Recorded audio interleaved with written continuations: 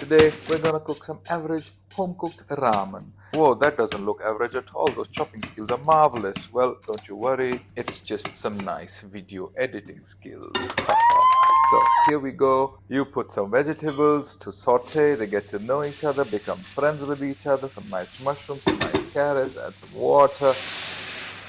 And as you can see, I have some company. Our quality control manager. Hello, Kitty. Use some shake, some salt, some milk. Yes, of course, milk. It makes it creamy, it makes it tasty, it makes it yummy. Pour, serve your ramen.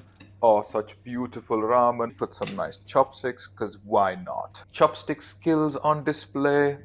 Ooh, fumble. The taste is amazing. Have fun.